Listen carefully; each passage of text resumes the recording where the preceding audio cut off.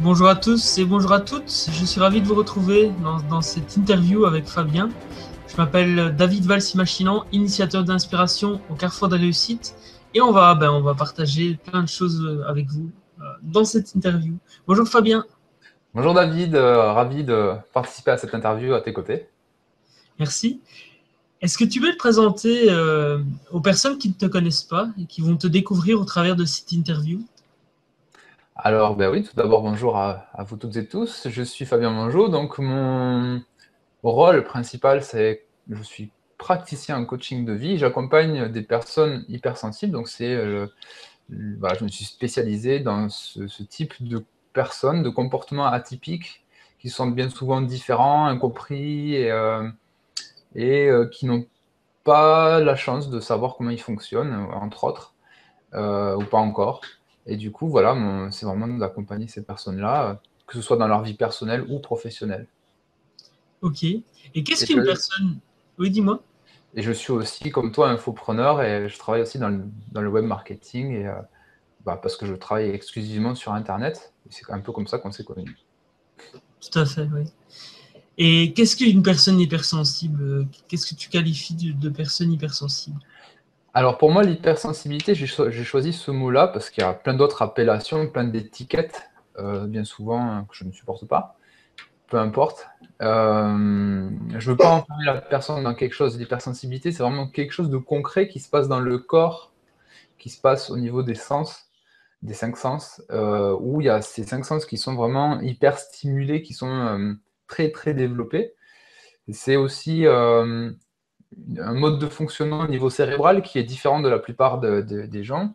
C'est-à-dire que les connexions synaptiques ne se font pas complètement pareil que 80% de la population, selon certaines statistiques.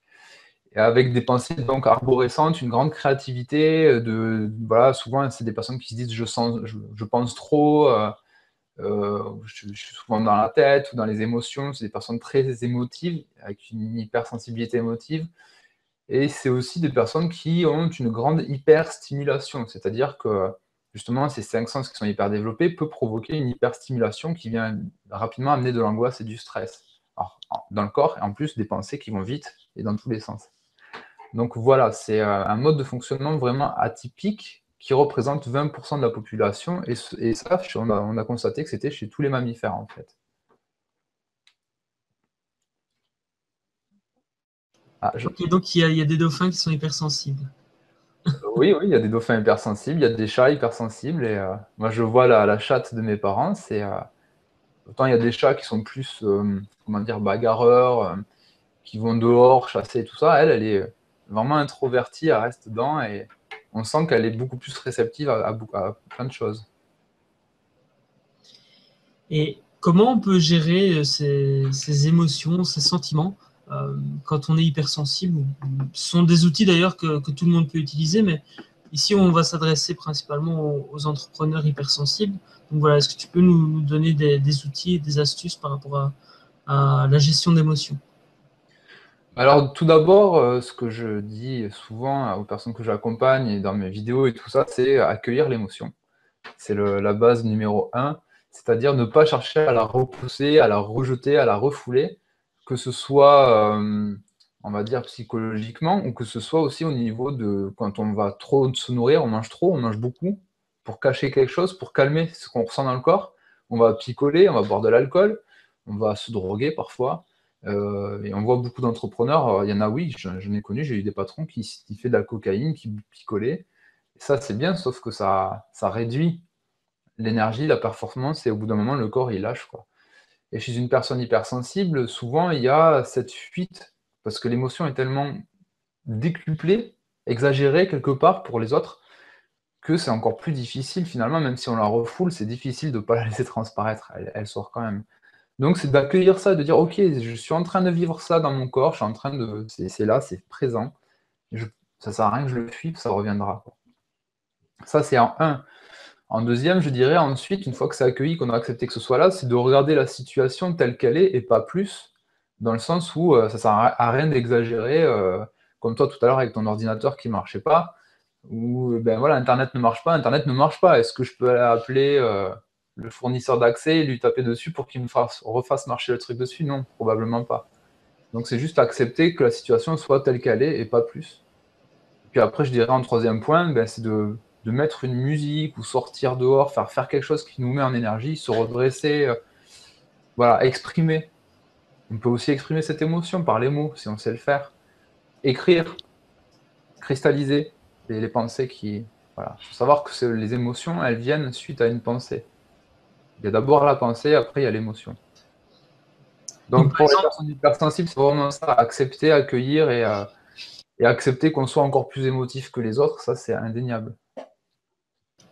et donc pour quelqu'un qui, par exemple, ressent une certaine colère ou un certain énervement, eh bien le fait d'accueillir cet énervement, de se dire, OK, je peux rien y changer, je vais aller promener à la place, par exemple, eh bien, ça permet vraiment de gérer cette émotion. Parce que, comme on va en parler juste après, euh, les émotions que l'on ressent impactent notre vie, notre santé. Donc, ça me permet de rebondir sur cette question de justement comment passer d'un état de peur à un état, on va dire, on se sent bien avec cette peur et on va pouvoir surpasser cette peur.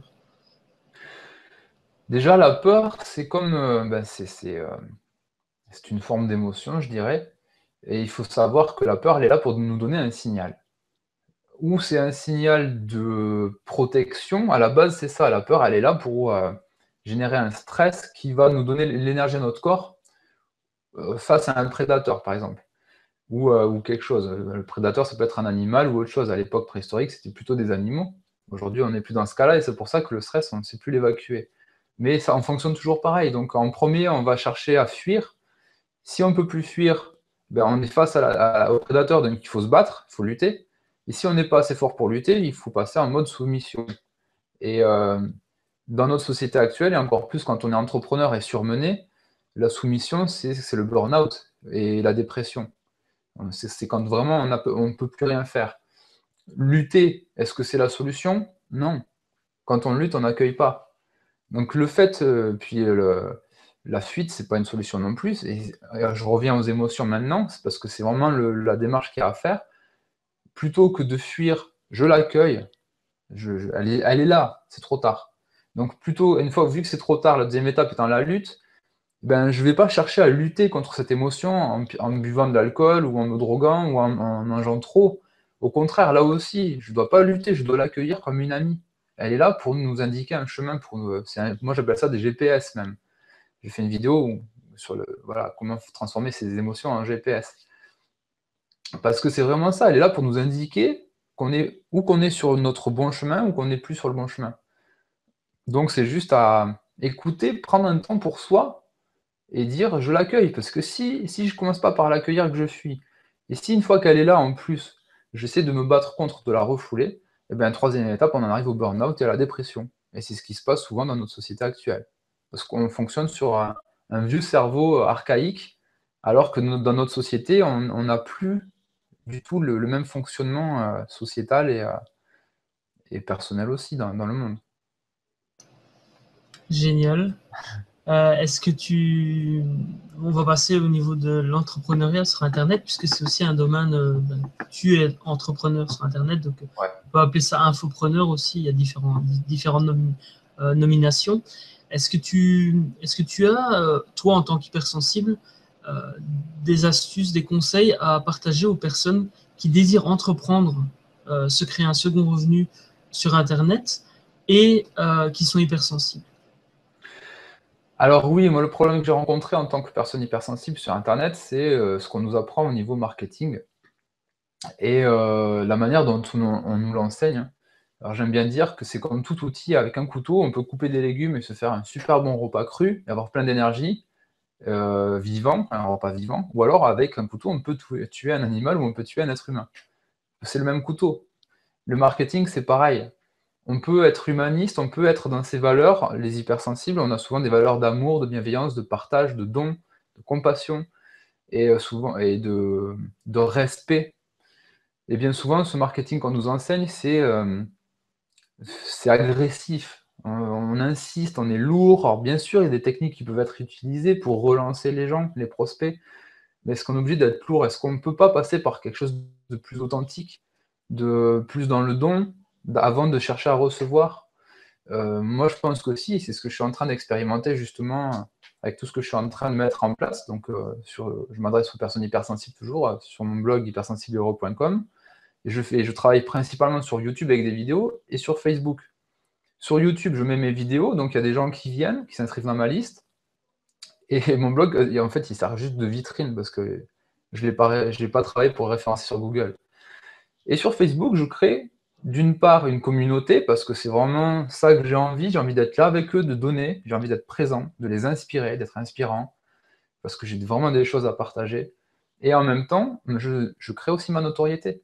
Et l'un dans l'autre, je suis déjà tellement généreux dans ce que je donne sur ces médias que quand ils viennent dans la liste, ben, je leur donne encore plus en contenu gratuit. Et là, ils sont ravis de recevoir tout ça et puis ils ont envie d'aller plus loin. Et du coup, je trouve aussi comme ça mes coachings en B2B par Facebook. Je ne vais pas démarcher avec des flyers ou dans des réseaux d'entrepreneurs ou autre parce que je n'aime pas ça. En tant qu'hypersensible, j'aimerais bien rester chez moi dans mon cocon au calme pour pas être hyper stimulé parce que dès que je suis hyper stimulé, j'ai du mal à m'exprimer, c'est beaucoup plus compliqué. Et donc, tu as adapté en fait ton affaire, la manière dont tu travailles à qui tu es, en fait. Exactement, j'ai adapté à mon mode de fonctionnement. Après, tous les hypersensibles ne sont pas comme ça à aimer rester chez eux. Moi, je suis un introverti. Après, il y a des hypersensibles extravertis. Mais il y en a qui aiment aller. À une époque, si, j'étais plus dans le terrain, dans l'action. Là, je suis dans le terrain, dans l'action aussi, mais j'axe sur Internet parce que pour moi, c'est un média où je peux toucher beaucoup plus de personnes plus rapidement. Et puis, bon, j'ai commencé là-dedans. Et puis, une fois qu'on a goûté, c'est difficile d'en sortir. C'est bien Internet. Et puis, Internet, ça peut être une étape aussi pour un hypersensible ou ben, pour n'importe qui d'ailleurs, euh, dans le sens où ben, voilà, c'est une étape ben, vers la suite. Donc, par exemple, dans ton cas, quand on discutait hors interview, tu m'expliquais que ben, tu avais la volonté de faire une conférence en public et que là, pour le moment, Internet, c'était l'étape qui permettrait d'atteindre cette conférence en public. Ouais, c'est ça. En fait, j'ai défini dans un programme de coaching, bon, la clarté, c'est super important et encore plus pour les personnes hypersensibles qui ont le bulbe qui surchauffe tout le temps et pour qui ça va dans tous les sens. C'est toujours faire la clarté sur ce qu'on est soi-même, la clarté sur soi et puis sur ce qu'on veut faire. Enfin, c'est pas ce qu'on veut faire dans la vie, mais euh, de clarifier nos aspirations profondes. Qu'est-ce que notre être intérieur nous demande de faire dans la vie, dans voilà, ce que j'appelle la mission de vie en fait. Et ne pas attacher d'importance et d'attente à ces visions, après, à ces aspirations, mais juste faire un pas après l'autre pour aller les atteindre. Et effectivement, je sais, en ayant déroulé ma grosse mission de vie et en l'ayant finalement visualisé en plusieurs étapes, chaque étape, je sens qu'il y a ce désir ardent pour les atteindre. Comme disait Napoléon Hill, il parle du désir ardent. Quand j'y pense, ça m'excite. Voilà, je me sens passionné par ça, la passion. Je crois que David, tu enseignes quelque chose justement avec les 3 points dont fait partie la passion. Et la passion, c'est super important quand on est entrepreneur parce qu'il faut aimer ce qu'on fait. Il faut aimer parce que ça se fait pas comme ça en claquant des doigts. Et quand on est hypersensible, hyper stimulé, qu'on angoisse tout le temps, et souvent il y a une histoire d'échec aussi, on a peur d'échouer. Et c'est important qu'il y ait de la clarté et que tout soit clair, très clair, pour avancer et toujours et pas lâcher l'affaire, quoi.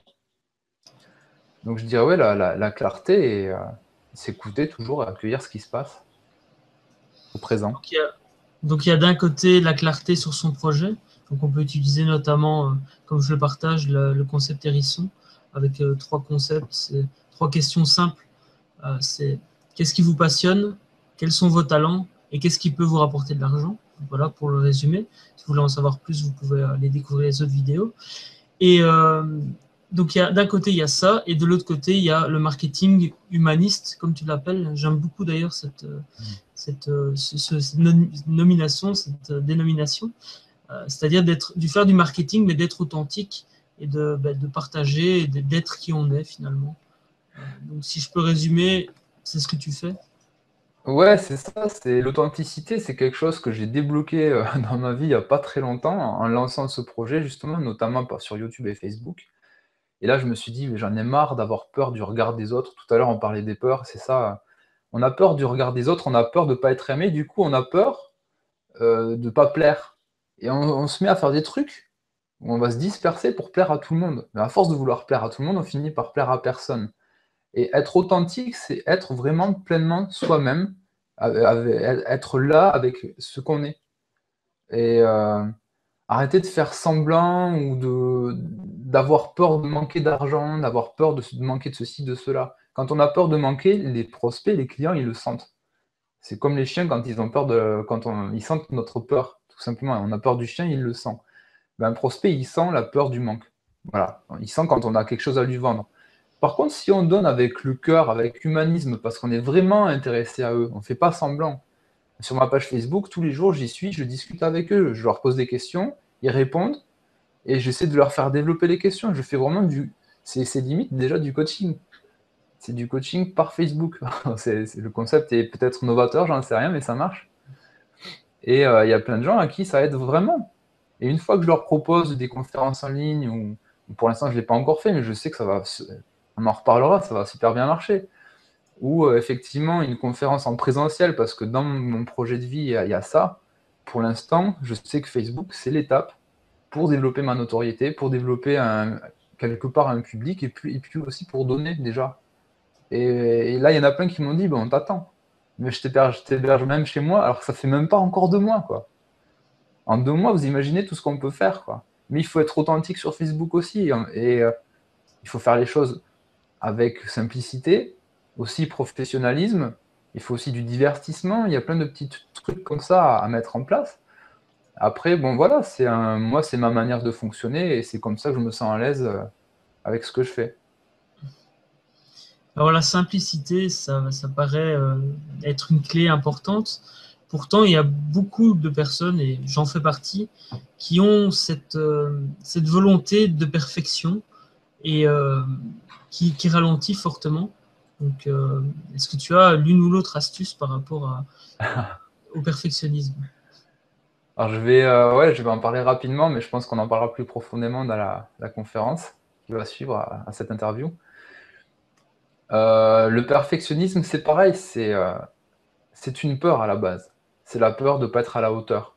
C'est la peur de ne pas bien faire les choses, c'est la peur de faire des erreurs, la peur de se tromper, parce qu'à l'école, en partie, une des raisons, c'est qu'à l'école, à chaque fois qu'on faisait une faute d'orthographe ou une erreur, hop, on entourait bien ça en rouge, là, on le voyait bien, on faisait des croix partout, des rayures, et puis à côté, il y avait la note en rouge. En gros, le rouge, pour le cerveau, c'est danger, quoi. Donc forcément, le cerveau, qu'est-ce qu'il a assimilé tout au long de l'enfance? Ben, t'es nul, tu fais des erreurs, tu fais des erreurs, tu fais des erreurs, c'est pas bon, c'est pas comme ça. Et je te corrige, je te corrige. La correction, c'est un jugement. Alors que si on nous avait plutôt dit, ok, on va le relire ensemble, on va voir où est-ce que ça peut être amélioré. Non, on nous dit pas ça. On nous dit là, tu as fait une boulette, c'est nul. Il suffit qu'en plus on ait des parents dans les anciennes générations, comme mes parents ou mes grands-parents, où le travail, c'était une valeur très forte, très importante. Il faut travailler dur pour réussir. Et forcément, quand on devient entrepreneur, qu'est-ce qu'on fait? On travaille dur pour réussir. Et c'est ce que j'ai fait au début. Ça fait 5 ans que je suis à mon compte et ça commence à peine à décoller. Parce que je voulais travailler dur, il fallait que ce soit compliqué. Alors que finalement, quand on a juste à faire des petits pas. Là, vous allez voir, quand vous irez voir mon blog, il y en a qui le trouvent bien, moi je le trouve tout pourri. J'ai pas forcé, j'ai fait simple. Ça a été dur de faire ça, d'accepter ça. Mais je me suis dit, si je fais pas ça, je vais pas passer au reste. Du coup, ça m'a permis de tester YouTube, Facebook et le blog, et je me rends compte que c'est Facebook qui marche le mieux, alors j'ai bichonné ma page Facebook. Parce que c'est là que ça rentre. Et après, j'ai bichonné ma page YouTube. Le Alors blog que, viendra après. comment? Le blog, il viendra après. Voilà. Et du coup, si tu avais passé 10 heures à faire le blog pour qu'il soit parfait comme toi, tu le considères parfait, et qu'au final, tu te rends compte que tu l'utilises même pas, c'est un peu bête aussi, du coup. Ben, c'est bête, je sais pas, il n'y a rien de bête. Je dirais qu'on passe à côté de ce dont on a réellement envie, de ce dont qui nous passionne vraiment. Là, moi, mon truc, ça faisait 6 mois que je gambergeais sur ce projet et je l'ai lancé à peine là, il y a pas encore de mois. Et puis j'ai discuté avec des gens dans des masterminds et tout, puis à chaque fois, ouais, il faut que tu fasses ci, il faut faire comme ça. Et puis c'est tout dans l'intellect, tout le temps, tout le temps. Et à force d'être dans l'intellect, on oublie d'être dans le cœur, quoi, dans ce qui nous passionne vraiment, dans ce désir ardent, dans ce qui nous fait kiffer la vie, quoi. Moi, ce qui me faisait kiffer, c'est de me dire, j'arrêtais pas de dire dans ces masterminds, mais moi, j'ai envie d'être avec eux, quoi. J'en peux plus, là, de faire que des trucs rationnels. Mais non, il fallait que ce soit parfait, il fallait que ce soit encore mieux. Jusqu'au jour où j'ai dit, j'en ai marre, c'est fini, je prends mon iPhone. Il neigeait à l'époque, je fais mes premières vidéos, je mets ça sur Facebook au début, et puis je verrai ce qui se passe. Et puis là, il y a des gens qui ont commencé à liker, à aimer, et à dire, ouais, je me suis fait une soirée vidéo Fabien Mongeau. Là, j'ai répondu à la personne, je fais, mais comment ça? Ben ouais, ça me fait du bien, ça m'inspire. Là, je fais, waouh, il faut que j'en fasse d'autres en fait. Et puis après, j'en ai fait d'autres, j'ai fait la chaîne YouTube, je me suis mis à faire la page, et après le blog. Et tout simplement, et là, je m'éclate. Je me sens beaucoup plus heureux en étant dans cette simplicité, dans cette authenticité, qu'en forçant les choses. À partir du moment où on force, c'est que derrière, il y a une peur. Chaque jour, un petit pas vers son objectif. Sachant que chaque jour est bien différent. Donc le petit pas qu'on a peut-être prévu la veille, c'est peut-être pas le meilleur pour le lendemain. Pour le jour même, je veux dire. Et ça, on en revient à ce que tu disais, apprendre à s'écouter. Et Hmm. donc, si ce qu'on a prévu, on ne le sent pas aujourd'hui, eh bien, peut-être que c'est pas le moment de le faire. Après, il faut détecter. Est-ce que c'est pas le moment de le faire parce que j'ai peur de le faire, ou est-ce que c'est pas le moment de le faire parce qu'il y a quelque chose de pas plus excitant, mais de plus, c'est pas de l'excitation, de plus important qui est en train de vibrer à l'intérieur quand je dis vibrer, c'est vraiment qu'on sent que le corps il réagit à quelque chose qui se passe, quoi. C'est pas de l'excitation, je sais pas comment le dire, c'est un appel. Un ressenti, j'ai Ouais, pas le mot non plus, mais je ouais, pense que c'est un appel à réaliser quelque chose, voilà. Une intuition, si on veut. intuition. Chacun mettra le mot qu'il veut d'ailleurs. Et ce qui veut pas dire, juste pour finir là-dessus, qu'il ne faut pas de cadre. Parce qu'au début, je fonctionnais complètement sans cadre, et puis là, on est sur ce fameux tapis roulant, on court comme un dingue, et puis on descend du tapis roulant, puis on s'aperçoit qu'on n'a pas avancé d'un poil. Il faut un cadre, mais un cadre souple, qui bouge dans le mouvement de la vie, quoi. Il faut qu'il Et puisse ça, être élastique. c'est valable pour les personnes hypersensibles comme pour tout individu d'ailleurs, parce que Oui, mais faut une trouver personne quand même hypersensible encore plus, parce que souvent, elles n'ont pas de cadre. Mhm. Moi, j'ai mis des années à comprendre, et là, ça fait vraiment 2 ans, comme j'expliquais tout à l'heure, que je suis des formations, j'en ai suivi 4 grosses formations pour essayer de me faire une structure qui me convenait. Et j'en reviens à des choses très simples. Mais il faut quand même un cadre, il faut savoir où on va. Voilà. Avoir des objectifs, pas forcément hyper ciblés, hyper précis comme on nous le dit. Ça, c'est bien dans le court terme. Dans du moyen ou long terme, je pense qu'il faut vraiment rester sur de la visualisation, de la vision et rester souple avec ça, quoi. Ne pas être dans l'attente de la chose comme on l'aperçoit. Parce que la vie, elle amène toujours chaque jour des choses, des éléments différents qui vont faire chambouler tout le truc. C'est comme le fameux business plan. Aujourd'hui, c'est mort le business plan. Aujourd'hui, on te dit tu fais du lean startup. C'est du lean. Tu vas sur le terrain, tu prévois en gros le cadre, et puis sur le terrain, tu t'aperçois que ton business plan, ça marche pas, quoi. C'est pas concret. C'est trop, ça change trop, trop vite. Et encore plus aujourd'hui. Une personne hypersensible a particulièrement encore plus besoin d'un cadre. J'ai une anecdote par rapport au Lean. C'est une application, une startup qui développait une application pour que quand on sort entre amis, eh bien, on puisse noter ce que chacun a payé, ce que chacun a. Donc on met un pot commun et après on note ce que chacun a consommé, etc. Et ensuite on sait combien on doit rendre à qui. Et ils se sont rendus compte en fait que les personnes qui utilisaient le plus cette application-là, ce sont les bateliers qui louaient leurs bateaux. Et donc ils ont pivoté, ils ont adapté leur business à ce type de personnes qui utilisaient le plus leur application.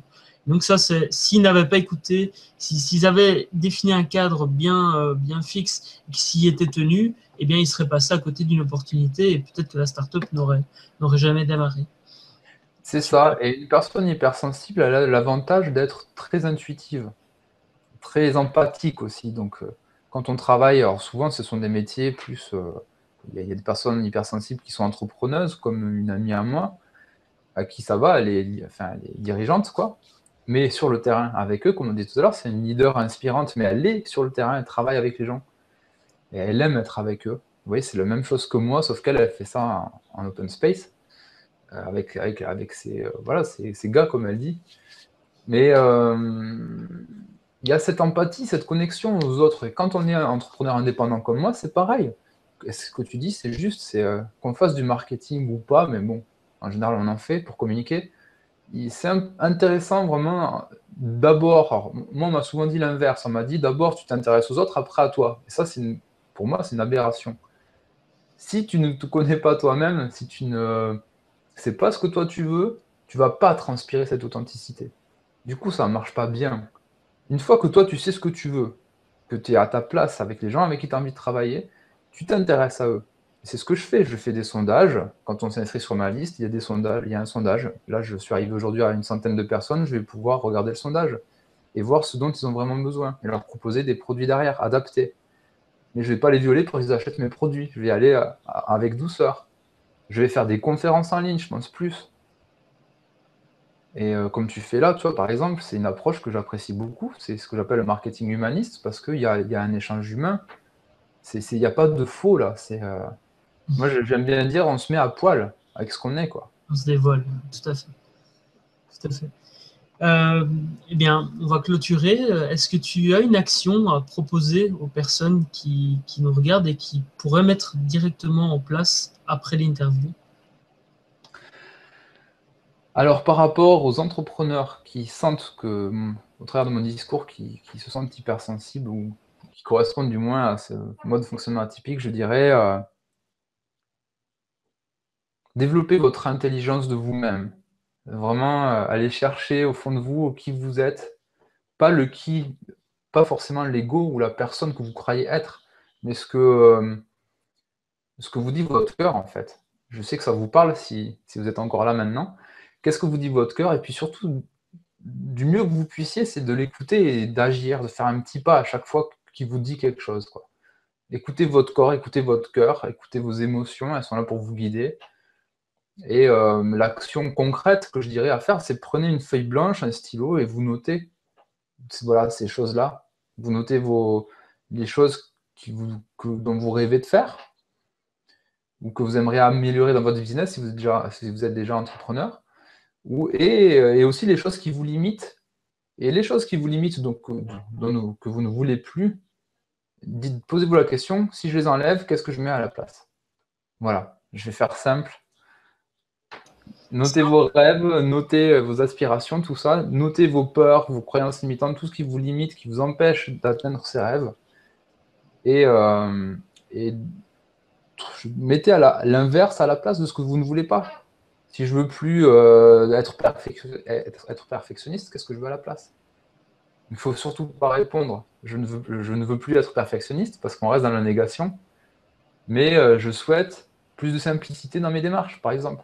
Et là, on attire à soi la simplicité. Mais ce que tu dis par rapport à la négativité, ça me rappelle le Posilandais de Ouais. Eric Menin. Tu as suivi la conférence en janvier, je pense. Je l'ai Et pas suivi, mais je suis complètement dans cet état d'esprit. Et quand tu m'en as parlé, ça, j'ai tilté de suite. Ouais.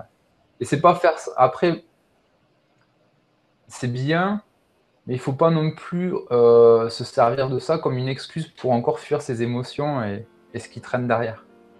C'est faut bien de vivre faire le comme un positif, il faut être optimiste, mais pas jovialiste à fuir. Des fois, ça va pas bien, ça va pas bien. Ça sert à rien d'utiliser un truc positif. Mais c'est vraiment travailler cet état d'esprit, oui. Rentrer dans cette philosophie de si je me sens pas bien, si par exemple je me sens en colère, ben en face il y a le calme intérieur. Ils sont ensemble. Et c'est d'arriver à voir que la feuille, d'un côté il y a la colère, de l'autre côté il y a le calme, ben la feuille, on ne peut pas dissocier les deux. Ils font partie d'une même pièce. Donc quand on ne se sent pas bien, on peut essayer d'aller voir ce qu'il y a de l'autre côté. Parce que dans tous les cas, c'est là. Génial. Bien, merci beaucoup. Donc, on rappelle ton blog, c'est hypersensibleheureux.com. Le lien apparaît sous l'interview. Donc, on vous invite à une webconférence qu'on organise. Fabien accepte de venir présenter 7 clés pour entreprendre quand on est hypersensible. Et donc, vous avez toutes les informations sous la vidéo. Donc, soyez les bienvenus. Et puis, merci encore, Fabien. C'était très, très intéressant et très intense. Avec grand plaisir, David. Tu sais que c'est toujours un plaisir de collaborer avec toi. Et merci, c'est une belle occasion aussi pour moi de faire un pas de plus.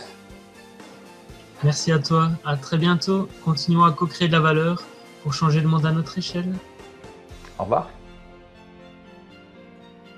Je vous remercie d'avoir regardé cette vidéo. Abonnez-vous dès maintenant à la chaîne YouTube et rendez-vous sur carrefourdesreussites.com pour recevoir vos invitations à de nombreuses webconférences organisées par le Carrefour des Réussites.